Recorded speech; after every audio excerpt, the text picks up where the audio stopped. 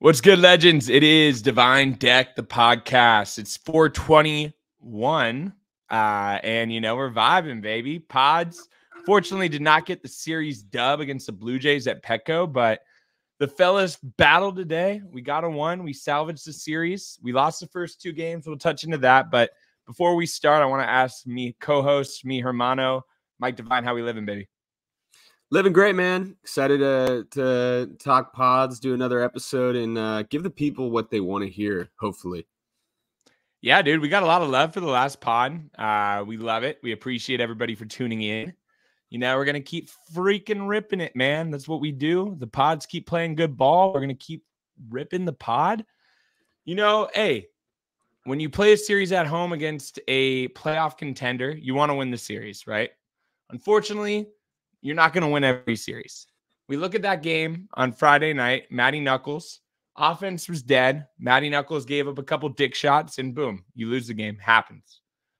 Saturday night, pretty much the same story. Randy Vasquez leaves Graham Pauly, who's not a third baseman. We'll touch on that a little bit.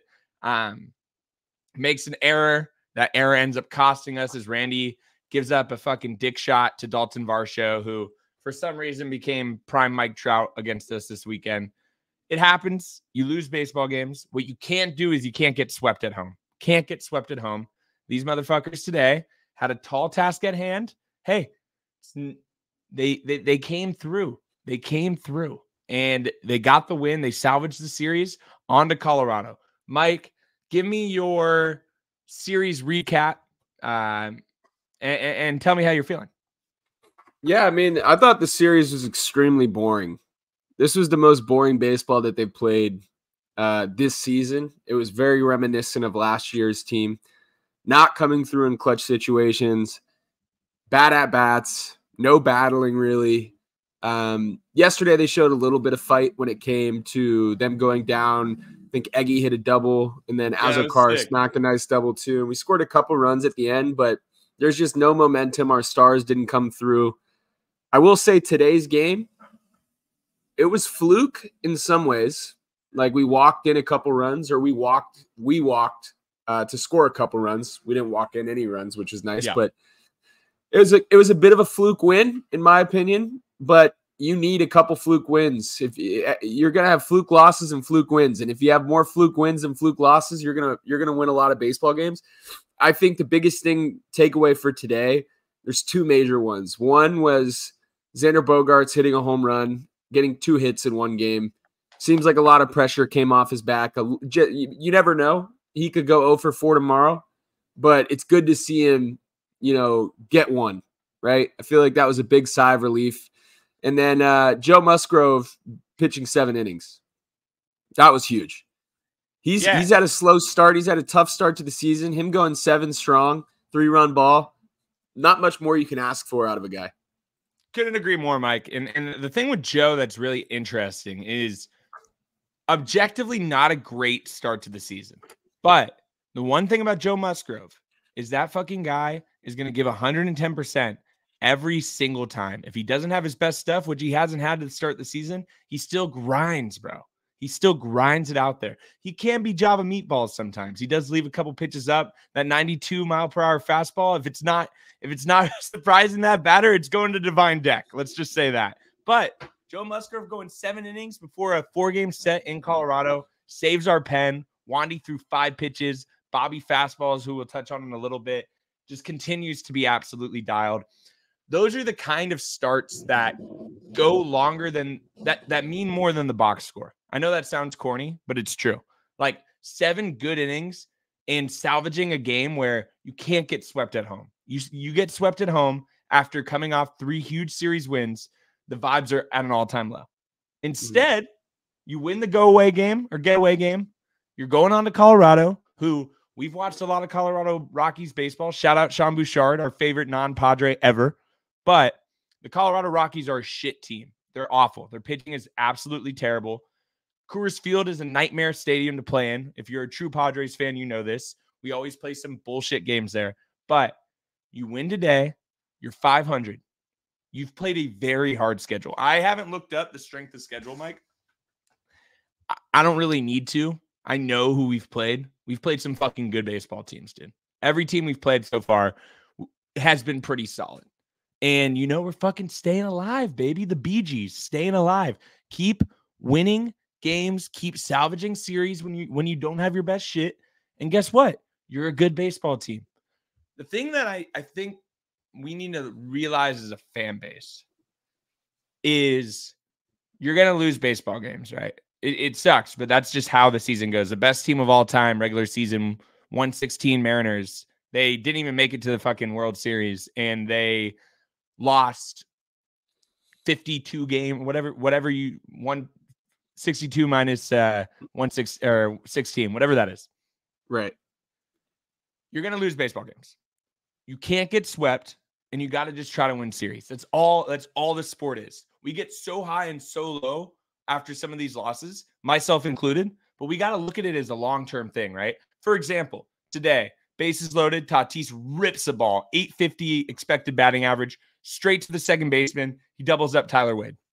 That's the kind of fluke shit. That's the sport. We're going to have plays that go that way for us and against us. So when we're playing these games, bro, we got to try as a fan base to not get super, holy shit. Like, I saw people on Twitter saying, why the fuck do we suck last night? I'm like, dude, this team just won 3 straight series against really good teams. The Cubs look fucking nasty. The Brewers just swept the Cardinals, and the Dodgers are the Dodgers. Like, just because we lost a game because Randy Vasquez gave up a 3-run home run and our offense wasn't great, that doesn't mean we're a bad team. We win today. Right. No one's saying that, right? So I feel like we just have to temper expectations a little bit. Do you agree? Yeah, I agree. While you're speaking, I looked up the strength of schedule, and remaining strength of schedule for the teams we play from this point on during the season is 24th in the league. So we're about to hit a nice, easier stretch when it comes to teams that we're playing. We started off with a really difficult schedule.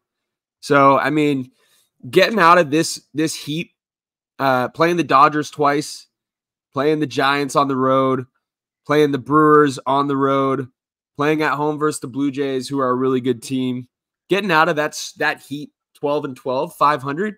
Then you get to go into Colorado. I don't like guaranteeing anything, but they should be really mad if they leave without three wins. If they leave without 3 wins, they need to fucking wake up, because the Rockies aren't even trying to win baseball games.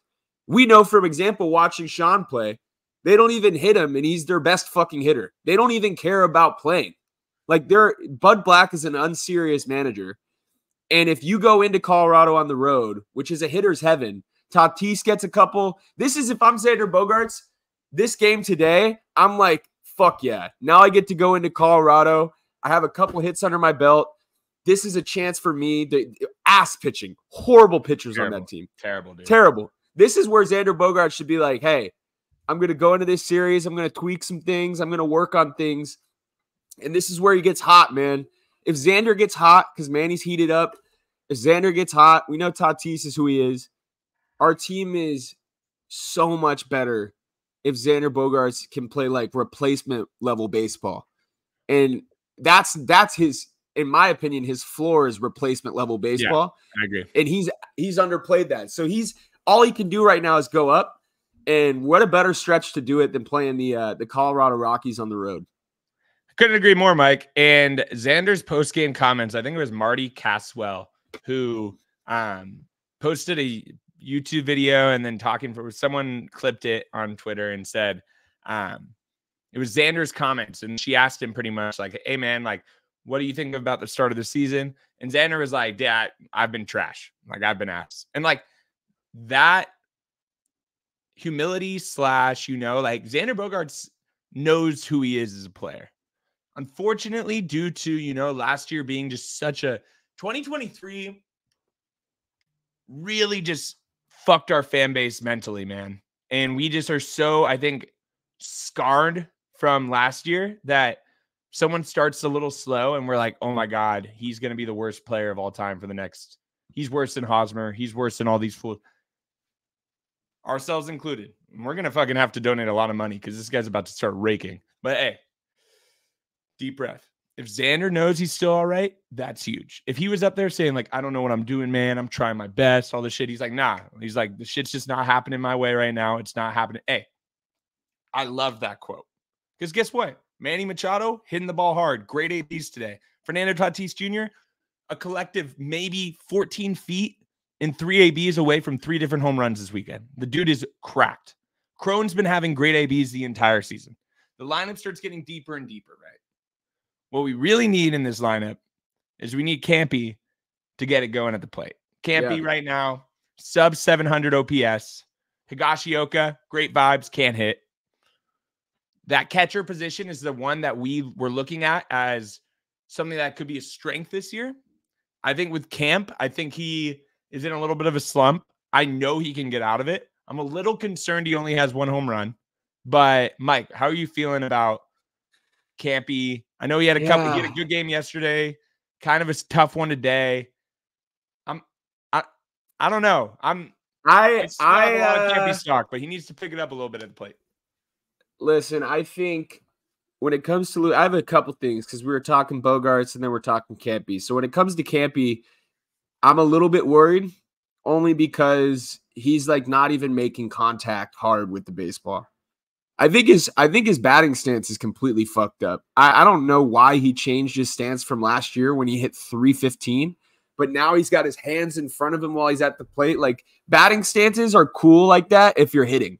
And then when you're not hitting, you're like, brother, switch up the fucking stance. Go back to normal. This isn't working. I don't think it's a bad thing. I think he's getting consistent at bats. He has all the opportunity to succeed right now. This is his role. Right? There's no battle. No, Kyle Higashioka's not walking in that door and taking the starting catcher position from him. No. It's his position. So we need him to pick it up. I think he will. I don't know if he's going to hit what he did last year, right? I think he's got to make a small tweak. I think it's batting stance related. One thing I did want to bring up, Matt, was regarding Bogarts. This is actually a pretty interesting stat. So his 2022 season, where he played like a dog, I think he finished like top 10 in MVP voting. I'm looking at the Baseball Savant.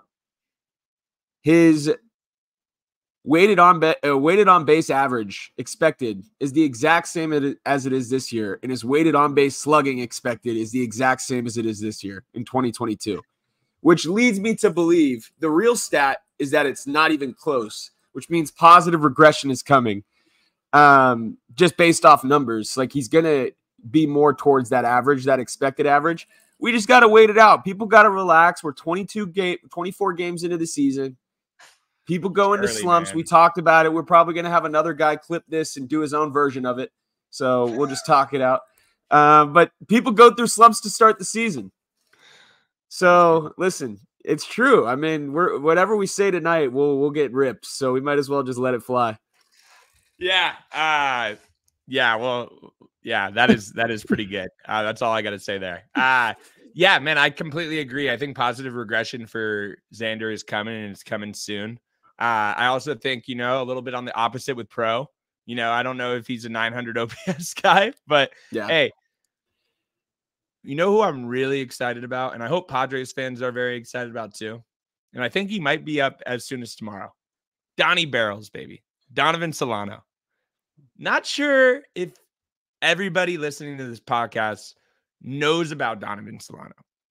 Veteran guy, played for the Giants, won a Silver Slugger with the Giants. And a Gold Glove, I believe. And a Gold Glove. He was solid with the Giants.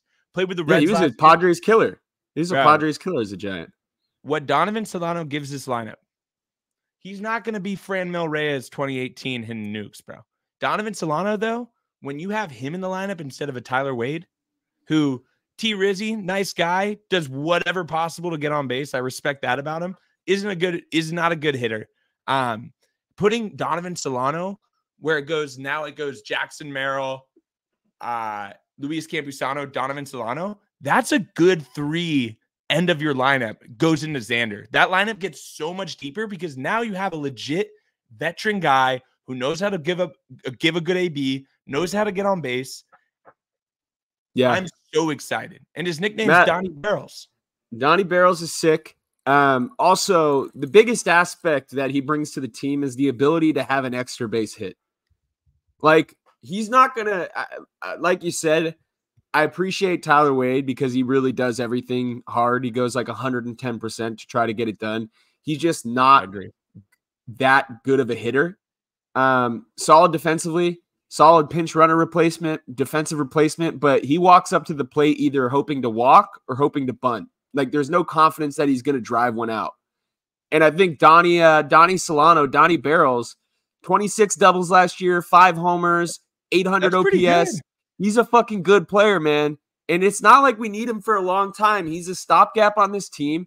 He has a good season.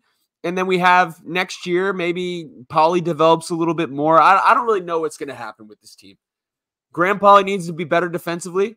His bat could be there. I don't know if right now you're willing to take the defensive risk and maybe have him work out the bat in the bigs. We're not really in a transitional year. I don't think we can have that happening. Maybe give him a year at AAA, let him crush it, and then come up. I don't know.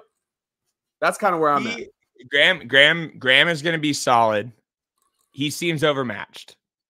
He just seems overmatched in the bigs right now. And I don't mean that as he's going to be overmatched his entire career. He's still super young.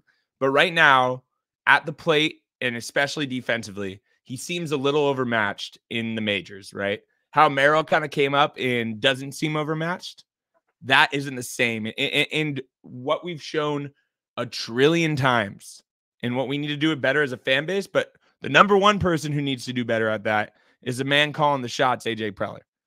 Not every prospect's going to come up and instantly start raking at the major league level. There's a first baseman for Cleveland who was on our team that now is going to get a fat contract with the Cleveland Guardians. He's 26 years old. He's probably going to become a perennial all-star. His name's Josh Naylor. He's a stud.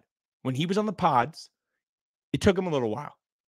There's another shortstop for the Washington Nationals who came up at 20 years old or however young he was, and it took him a little while. And we end up trading him in the Juan Soto deal. And CJ Abrams is now looking like the franchise guy for the Washington Nationals. What do those two guys have in common, Mike? Josh Naylor and CJ Abrams. They both started out slow with the Pods, and we shipped them away. Do I think Graham Pauly has a prospect pedigree of either of those two guys? No. That being said, do I think we should ship him off for Luis Arraez in 2 months? No. I don't think so, because guess what? If he goes down, if he gets 400 ABs, 350 ABs in El Paso and hits 30 home runs, that confidence that kid has going into next season, let's party, bro. I got a good one for you. I feel like we give away bats too easy. Well, I wanted to give you a third example, and I think that this is probably the most related to Graham Pauly is Ty France. That's a good Ty one. France hit 400 plus in AAA, and the Pods looked at it like it was a fluke and shipped him off in a deal for Austin Nola, along with Andres Munoz, and Taylor Trammell is now a Dodger. That was a horrible trade. He's actually a Yankee now. Oh, really? I didn't know that he got a DFA'd. Yeah, it's all good. Yeah, he's bouncing around. But Ty France is a fan favorite, a stud big league hitter. He's been in the bigs now for 5 seasons. He rakes. What did he do last year? Let me see. Ty France. Mike, I got to give you flowers. That's a fantastic analogy, bro. The more I think about it, that is so spot on. College guy, not a high draft pick, and very similar prospect pedigree. And Ty France is now a legit major league player who's a fan favorite in Seattle. Bats 6 on that team. Career 770 OPS guy. Like, that's a solid MLB. Dude, but Graham Pauly, I was just gonna say, the thing about Ty France too is he came up with the Pods, right? He played 20 games in 2020. He had an 870 OPS, and we traded him. Yeah. You should not give up on players like this. We got rid of Naylor for Mike Clevenger. It's like, we got to be better about making these stupid fucking trades, because we trade a guy like Graham Pauly for a borderline Daniel Hudson-esque reliever at the deadline. That guy fucking sucks. And then Graham Pauly goes on to be a mainstay for a team for 5 years and hits with an 810 OPS. And then we're sitting here 5 years from now it would have been great if we didn't trade Graham Pauly. Don't give up on him. I just don't know if he's in the position right now in a win-now team if he's in the position to work out the kinks. Like Jackson Merrill is a plus defender, and he's a good hitter coming in. He makes sense to kind of let that prospect pedigree is too large for him to not get the opportunity to work it out, in my opinion. Yeah, Merrill's also in a different stratosphere of prospect, in my opinion. Like Merrill's one of those, future $100+ million contract kind of guy, right? And Graham Pauly obviously but probably is not going to be in that. He's older, was in college. Jackson's younger, obviously showing at this level how good he is. Yeah, I love that comparison on Ty France. I think that's actually a perfect comparison. So kudos to Mike. Want to touch real quick on another outfielder, and then I want to get into a couple series previews against Colorado and then a series preview against Philly. Fernando Tatis Jr., every single game does something that you're like, how is this guy real, bro? Like, he's like the Tiffany Gomez on the plane, right? It's insane watching this guy play baseball. He'll either make an insane throw, he'll make a catch like he made today where, George Springer was about to hit at least a double, maybe even a triple. We're up 1 run. Tatis makes that catch. That's a humongous catch in the game. So massive. He makes that catch. We score 3 the next inning. Game over. That's a game-winning catch. His bat, what more can you ask for? He's legitimately missed home runs by 5 feet the last 3 nights. He's going to play in Colorado where we've seen him hit some fucking nukes. Tatis is playing like the MVP / leader of the franchise that we desperately have needed him to do and need him to do going forward if we're going to be a perennial playoff team. It seems like he's matured in every comment or every post video. Could not be more proud of this dude. Like, with everything he's gone through, battling through all that bullshit, coming back, showing up every day, posting every day, balling, playing hard. Like, that is the kind of guy that we've needed him to be. And yeah, hey, is he going to be, peak? Is he going to have a Ronald Acuna 2023 season every season? No. But with his pure skill, his defensive ability, Fernando Tatis Jr. is still a top 5 baseball player in the league. You cannot convince me he's not. You just can't. Watching him play, the aura, the VAR, it's nuts, bro. It's nuts. And that was my, weekly Tatis Glaze session. But Mies, you go. Yeah, I mean, my thing is just from a numbers standpoint, my favorite thing about Tatis this year is that he does not strike out as much as he has in the past. I was going to say that. His strikeout percentage in 2019 when he started was 30%. His strikeout percentage last year was 22%. His strikeout percentage so far this year is 16%. If you strike out less, you put the ball in play more, good things happen. He's also the golden child of the Padres. Like, I will die for that guy when it comes to sports. Like, that is like, he's like the baseball Phillip Rivers in my mind. Like, that's our guy. I'm going to rock with that dude. Might be better, dude. No, I'm not arguing. Your Wi-Fi is kind of acting up right now, by the way, Matt. You're like freezing in and out. But yeah, I mean, I'm looking forward to watching him play for the rest of the season. Hopefully you can get your Wi-Fi a little more clean. Maybe go off your phone if you're connected to your phone because you keep freezing up. But yeah, I think Matt, we had a couple questions that some people who follow the DSG wrote in on that post. Are you good? Do you have those? You look better. Am I better? A little bit, yeah. Little bit better. Yeah, it's the classic DSG, Walmart Wi-Fi, baby. Me, right at you want to rip every time. Every time, dude. I feel like my landlord. Yeah, I'll ask these questions. Let me pull them up real quick. So here's a future question. Padres will be buyers at the deadline. So who are we getting? I assume 1 pitcher and 1 hitter. V Twins 2008 said if I had to guess, it would be Anthony Santander and Jesus Luzardo. Okay, I as a fan, I would love both those guys on the San Diego Padres.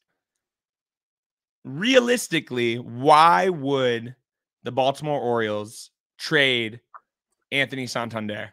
Obviously, they have these studs coming up, but you can never have enough absolute weapons, right? If you're the Orioles, you don't need any more prospects. Like what are you trading for? Like who are you trading Anthony Santander for if you're the Baltimore Orioles? When you're in the Baltimore Orioles are World Series contenders. That team is absolutely nasty. Why would you just not keep Anthony Santander? So I know that doesn't answer the question. That was just my one. Jesus Luzardo is realistic. He gives you that lefty that we don't have right now in the rotation. I've wanted Jesus Luzardo for a while. He's a stud. He's going to cost a lot because the Marlins are going to be out of it. And if the Marlins are smart, they should just be trading everyone, every valuable asset. The guy who I would want on the Miami Marlins isn't Jesus Luzardo. I know you're going to say Brian De La Cruz. I think Brian De La Cruz is a stud, bro. He's a stud. You can put him in left field. You then have an outfield of Brian De La Cruz, Jackson Merrill, and Fernando Tatis Jr. Obviously, would I love Brian De La Cruz to be a lefty? Yes. But having Brian De La Cruz in left field instantly makes his lineup so much deeper. Having him bat 6th or 7th, have Campy get his stick back, have Donovan Solano. Now we got a fucking squad, boys. We need a left fielder. If we're going to get anyone at the deadline, we need a left fielder. We need a left fielder with some pop. Brian De La Cruz can hit some homers, dude. He can hit some bombs. Yeah, I completely agree. That would be sick. In my opinion, I'd like to shore up the bullpen a little bit. Okay. And there's a guy who probably will not get traded, but the organization is run so poorly that I don't think it would be a bad idea to try your best to get him. Under control for a long time. Rookie contract. Probably going to be an all-star for them this year. Mason Miller from the Oakland Athletics. Guy, you don't think there's a shot? I don't think there's a shot. They're an unserious team. They don't give a fuck. I'm saying if you give them, they strike me as a team that you're like, hey, we'll give you 5 prospects for 1, and it doesn't matter who they are. They're like, we'll do it. Yeah, we'll do it. Like, it doesn't matter to them. Mason Miller, if you guys haven't watched at home who are listening to this, please go on YouTube and watch some Mason Miller highlights. He is a walking Tommy John, but he's electric, bro. This guy has some of the nastiest shit of all time. The Oakland A's should legitimately be disbanded if they trade this guy with his contract status. He is the closer of the future. He can be an all-star, perennial all-star closer, and he's like 23. That's a pipe. That's an MLB The Show. That is a pipe dream. That's a pipe dream. I do think about the Oakland A's as a trade partner, though. And I think about JP Sears. JP Sears, lefty. The dude could eat some innings. I don't think we need an ace right now, Mike. Do you agree? No, absolutely. I don't think we need an ace. I mean, Dylan Cease, that trade shored up this rotation, in my opinion. I think lefty innings eater. I think, bro, for me, it's bullpen, dude. I want another solid reliever. I want a guy. Bobby Suarez has been locked down this year. Yeah. 8th inning guys right now. I'm like, I like Yuki. I like Aniel. I think they're solid. I would love to have a knockdown 8th inning guy that's just like Bobby, where you're like, we're putting the ball in this guy's hands. I know that 8th and 9th, we're set. Like, I don't know right now if they're going to be – it's a little up in the air. I don't know who it is that we could get to shore up the 8th. I'm listening. Former San Diego Padres draft pick. I don't think the Pittsburgh Pirates are going to be competing this year. I think they have a really good future, but I don't think they're going to be competing. Bring me David Bednar back to the San Diego Padres. Having that Bednar, Bobby fastballs 8th, 9th with a little Yuki, Wandy, Aniel, bro, that bullpen is nasty, dude. Nasty. I like your idea on trying to get a reliever, because I do think this team, guys, we watch way too much baseball. Everybody probably listening to this watches too much baseball. The NL West, the Dodgers have 4 really good players.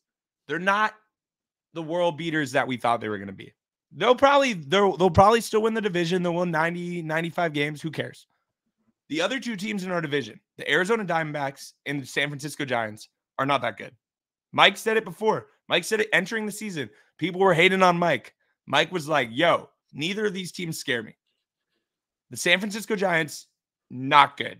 Their owner or their manager, loser mentality, bro. Not a winner. The Sleepy. Arizona Diamondbacks blew their load in the World Series in that fluke run. They're not that good. They're just not. So guess what? The Rockies trash. This team's going to be competitive. We're going to be competitive the whole way. Mike Schilt has these fucking guys dialed, bro. Mike Schilt, Profar gets ejected. Mike Schilt's out there ripping the umpire a new one. That's the kind of manager this team needs, bro. With the egos we haven't heard a lot of stories about the egos this year, by the way.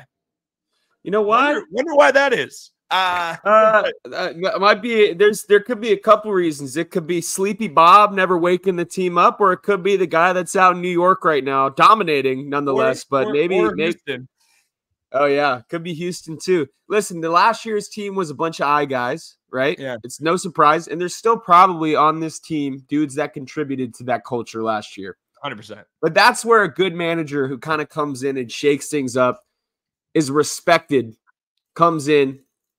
You can't convince me that if Juan Soto and Bob Melvin hated each other last year, that it didn't trickle down onto the entire team, which we know for a fact they hated each other. So, I think it was more AJ and Bob didn't see eye to eye. I think that was a big thing. I think AJ and Mike Schilt like each other a lot. Yeah, which is good. It's good to have continuity down the farm. It's like the whole level. It's part of being a good organization. It's an organization. Doesn't matter if you're in the front office, if you're in the minors, if you're on the majors, you're a coach. It's an organization, and everyone has to be doing their part to succeed. It seems different this year. Don't get me wrong. Last year, we were 12-12 at this exact same spot. So it's not like we're, a shoo-in to be a great team this year. But the signs are there, and it's positive signs. I'm very excited. We got to just stay. Hey, the title of this pod is 500 and feeling good. Baseball's a long season. Don't get too high. Don't get too low. Ride the roller coaster. Stay a couple games above 500, win a couple series, and then sooner than later, you're 6 games above 500. Then when you win, sooner than later, you end the season, you got 92 wins, you're in the playoffs. That's what it's all about. Doesn't matter how many. I could care less if this team wins 100 games and wins the West. I genuinely could care less. Would it be nice to have a bye? Absolutely. This team's not probably going to get a bye. So look at this team. Think about, winning series is number one. We got Colorado this week. We got the Phillies at home this weekend. The Colorado Rockies. Mike, you touched on it earlier. They're a bad baseball team. They're just not a good baseball team. I hope Sean Bouchard hits a home run in every game, and I hope we win 9-1 in every game. But Colorado Rockies, we got Dylan Cease on the bump tomorrow. Michael King on the bump on Tuesday. Wednesday, I think it's Matt Waldron. And then Thursday, it's Randy V, legend killer. Also, shout out Cali B. Johnny Brito fucking pitched great yesterday. If you can't see that there's something with Brito, you're Helen Keller, bro, because there's something with Brito, bro. That guy, Cali B's got the sauce, bro. But hey, Dylan Cease tomorrow. Get the first win. I think we face Cal Contra one of those days. It doesn't matter who we're facing. There's always going to be a couple Padres killers on that Rockies team. 3 guys to look out for in the series. One, obviously, the bane of my existence, Charlie Blackmon. Charlie Blackmon has owned us his entire career. Feel like since I've been in middle school, he's been absolutely raking against us. Number 2, Ryan McMahon. He's having a really good season, just a solid baseball player. He needs to get out of Colorado so he could start getting some more respect. And 3, if you don't know this, one of our best friends plays for the Colorado Rockies. His name's Sean Bouchard. Probably play a couple games in left field. The nicest dude ever. Absolutely rakes as well. I think he has like the highest qualified OPS other than Mike Trout in like X amount of games. The dude's a stud.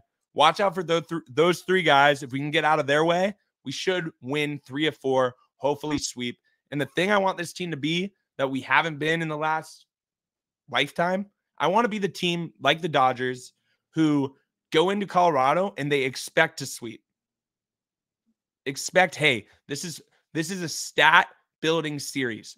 Do not look at these guys as anything more than, we need to beat the living shit out of these dudes. Because guess what? A win against the Dodgers in LA counts the exact same as a win against the Rockies. The exact same. That's what we have to get through our head. Doesn't matter how you do it. Just win 3, win 4 games, and we face Philly. NLCS 2022, that I will always hate the Philadelphia Phillies. We have family out there. I will always hate the Philadelphia Phillies. Got to beat them. Got to beat them. We're going to have our dogs on the bump too. We're going to have, hopefully, we're going to have Joe Musgrove, Dylan Cease, and Michael King against whoever the fuck Philly face. Hopefully they throw Nola, throwing meatballs, Christopher Sanchez, whoever they face. We should, this week, look at it as 7 games. I want them to win at least 5. And A, we got to start looking at this team as fucking world beaters, bro. We got to start looking at them as winners. Because guess what? I've watched every team in baseball this year. There's a few teams that are really good, but other than that, not a lot of really good teams, man. Honestly. The Phillies are solid. They're not great. They just fucking won 6 straight games because they were playing the fucking Rockies and the White Sox. That's what, when you look at records, remember who they're playing. Because a lot of teams win 100 games and then they go into the playoffs and they lose. What happened? Oh, you just beat up on the fucking White Sox all year. Yeah, that's what the fuck happens. Mees, what's your take on these series previews? And then we're going to call in a net. Yeah, I mean, I think you're spot on. 5 wins is what I'm looking for. I think we're better than the Phillies. I know we're better than the Rockies. I think I just want this team. I think last year's team thought they were the best, but they never went out and actually proved it. I think this year's team is almost too humble, where they're not really showing as much confidence yet. But once they start to kind of get their identity formed, they're going to hit the ground running. And I think that this is a great week to kickstart that run. If you have a solid series against Colorado and then you go home and you get to play the Phillies, who are a good team, and you win again, you win that series, there's a lot. That's just a lot of confidence to be built. That's a really solid April for the Padres going into May. And I don't know, man. I think if we could get through Yu Darvish being on the IL, Joe Musgrove having a bad start to the season, Xander Bogaerts having probably his worst career start to his to a regular season, and if we can get through all of that and still be a plus 500 team, then when they start to pick it up, we're in fucking business. And I think that's what they got to realize. Like, hey, we're still 500, and we've had a couple slow starts from important players. If these guys pick it up, which they will, just based off the law of averages, we're going to be cooking. So I'm excited to start cooking. I'm excited to start cooking. And this week, let's get in the kitchen, baby. Chef Yuki. Yeah, man. I mean, we just ripped, almost 40 minutes of Pods baseball talk. Want to shout out everybody for, tuning in. We got our first ever, I think our last episode got 1.5 thousand views on YouTube, which we're not Mr. Beast, but we're on the rise, baby. Appreciate everybody for tuning in. Massive series. I mean, every series is massive when you're a Pods fan. So can't wait to see the boys cook in Colorado. Can't wait to see us at home against Philly. Make sure to follow the DSG on all social media platforms. Mike Devine, thank you for your time, brother. And we'll be talking to you guys next week. Peace. Amen, brother.